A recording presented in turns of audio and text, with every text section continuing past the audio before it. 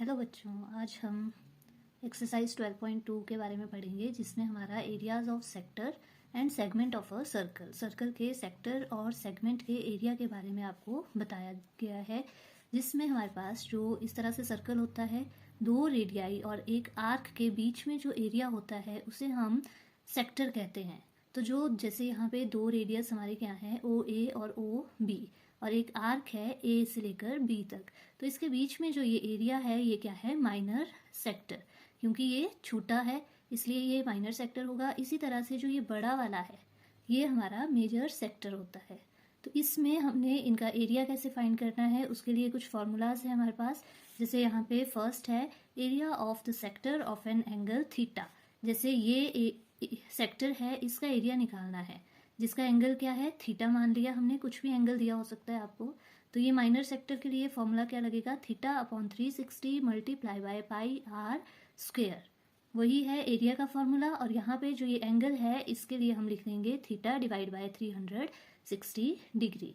इसी तरह से दूसरा फॉर्मूला हमारे पास मेजर सेक्टर का एरिया निकालने के लिए आएगा। अगर आपको मेजर सेक्टर का एरिया निकालना है तो हम क्या लगाएंगे, तो हमारा एंगल भी क्या होगा, मेजर वाला होगा। तो टोटल जो होता है ये 360 होता है, उसमें से थीटा माइनस हो जाएगा। तो इसकी जगह यहाँ पर 360 माइनस थीटा होगा अपॉन में same 360 multiply by pi are square. Next हमारा है मेजर सेगमेंट और माइनर सेगमेंट। सेगमेंट क्या होती है, जो एरिया हमें, जैसे ये कॉर्ड बनाई हमने ए बी, एक कॉर्ड और एक आर्क के बीच में जो एरिया होता है वो हमारा सेगमेंट होता है। तो ये माइनर सेगमेंट होगा।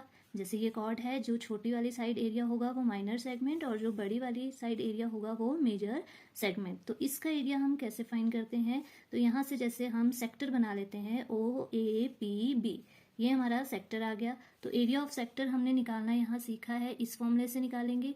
उसमें से अगर हम इस ट्राइंगल का एरिया माइनस कर देते हैं तो हमारे पास क्या बच जाएगा, एरिया ऑफ सेगमेंट। तो यहाँ पे हमारे पास फॉर्मूला क्या बनता है, area of segment a p b. जैसे ये सेगमेंट है हमारी, तो इसका एरिया निकालना है तो इसका फॉर्मूला क्या आएगा, area of sector o a p b. इस सेक्टर के एरिया में से हम माइनस कर देंगे area of triangle o a b. एक और चीज हमारे पास यहाँ पे निकालने के लिए आती है, length of an arc of a sector of angle theta. अगर आपसे आर्क की लेंथ पूछी है, जैसे ये सेक्टर है, ये आर्क है ए क्यू बी, ये मेजर आर्क, और यहाँ से ए बी ये माइनर आर्क, इनकी लेंथ पूछी है। तो लेंथ का फॉर्मूला हमारे पास होता है थीटा अपॉन 360। तो लेंथ हम कैसे निकालते हैं, 2 पाई आर, सर्कमफ्रेंस का फॉर्मूला यूज करके। बस पाई आर स्क्वायर की जगह इसमें क्या होगा, 2 पाई आर। तो ये फॉर्मूलेस हमारे जो हैं इस चैप्टर में यूज होने वाले हैं इस एक्सरसाइज में। और आप यहाँ पर एरिया ऑफ मेजर सेक्टर इस तरह से भी निकाल सकते हैं कि अगर आप सर्कल के एरिया में से माइनर सेक्टर का एरिया माइनस कर दो तो भी area of sector, major sector जो है वो निकल जाता है। मतलब pi R square minus area of minor sector.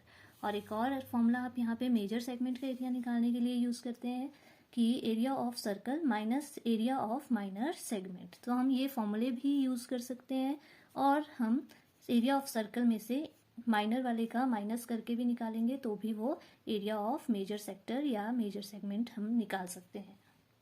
आज हम एक्सरसाइज 12.2 का फर्स्ट और सेकंड क्वेश्चन करेंगे, जिसमें फर्स्ट क्वेश्चन आपका है, find the area of sector of a circle with radius 6 centimetre. एक सर्कल है जिसका रेडियस 6 सेंटीमीटर दिया है। If angle of the sector is 60 degree, तो उसके सेक्टर का एरिया निकालना है जिसमें एंगल ऑफ सेक्टर दिया है आपको 60 डिग्री। तो इसमें आपने क्या करना है, फिगर बना लेंगे सबसे पहले, जिसमें आपको सर्कल दिया है जिसका रेडियस 6 सेंटीमीटर है और एंगल ऑफ सेक्टर आपको दिया है 60 डिग्री। तो यहाँ पे ओ ए बी जो है हमारा सेक्टर है जिसका एरिया निकालना है।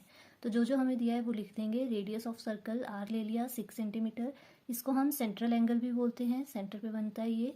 तो सेंट्रल एंगल थीटा हमें क्या दिया है, 60 डिग्री। एरिया ऑफ सेक्टर का फॉर्मूला क्या होता है, theta upon 360 multiply by pi are square. इसमें हम वैल्यूज को पुट कर देंगे और एरिया ऑफ सेक्टर निकल जाएगा। तो इसमें वैल्यूज को पुट करेंगे तो क्या आ जाएगा, इज इक्वल टू थीटा हमारा है 60 degree upon 360 degree multiply by pi की वैल्यू होती है 22/7 into R square, radius square मतलब 6 मल्टीप्लाई बाय 6।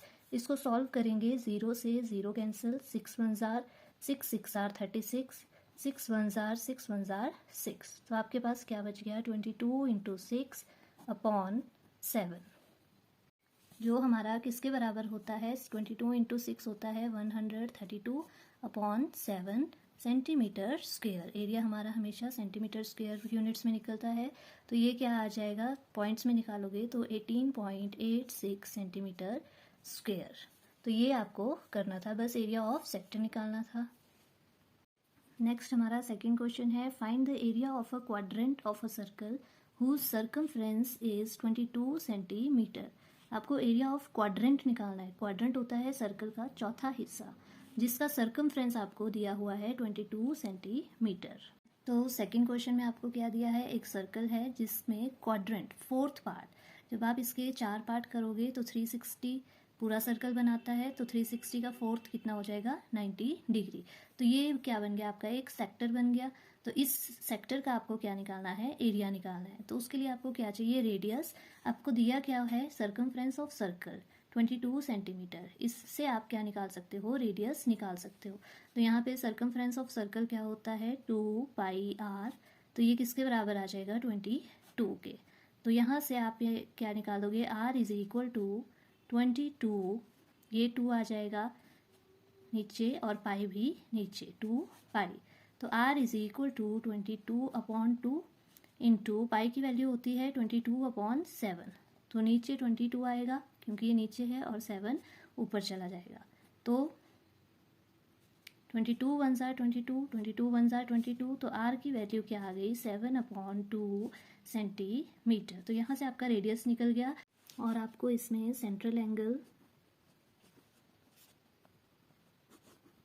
थीटा जो है वो क्या आ जाएगा 90 डिग्री।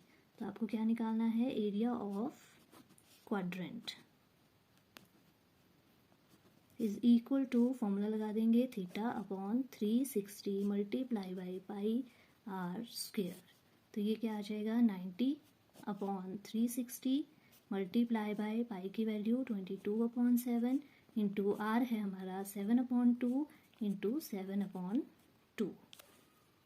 यहाँ से इसको सॉल्व करके 0 से 0 कैंसिल, 9 1 जार 9 4 जार 36, 1 7 से 1 7 कैंसिल हो जाएगा, 2 1 जार 2 11 जार 22। तो यह आ जाएगा 11 into 7 77 upon 4 into 2 4 2 jar 8, 77 upon 8 centimetre square. इसको आप 8 से डिवाइड करोगे तो यह आ जाएगा 9.625 सेंटीमीटर स्क्वायर। तो इस तरह से आपने ये क्वेश्चन करना है। अगर आपको मेरी वीडियोस अच्छी लगती हों तो प्लीज़ लाइक शेयर सब्सक्राइब करना ना भूलें, और कुछ भी अगर समझ ना आए तो आप कमेंट सेक्शन में पूछ सकते हैं। Thank you, thanks for watching.